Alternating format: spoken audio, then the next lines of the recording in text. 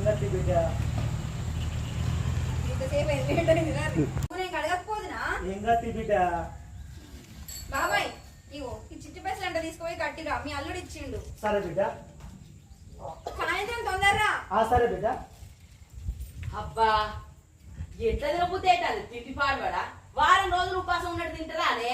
అబ్బా ఈయనతో వాళ్ళేనా అమ్మ నీకు మరి లేకపోతే ఏంటే లేదు కానీ చిన్నప్పటి నుంచి ఆయన చాదిండే.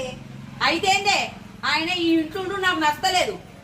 ఆ పోరన్ని వంతుకు వంతు లెక్క ఆయన ఏమోనే ఆయనే ఈ ఇంట్లో నాకు నచ్చలేదు. వంతుకు వంతు లెక్క పోరన్ని సాధనే బట్టే మళ్ళా ఈయనెందుకే సాధుడు. నచ్చకపోతే ఈయనుడివో ఇట్లాంటి కథలు వాడకన్ని మీ అల్లుడు వెళ్తే బాధపడతాడు అన్ని.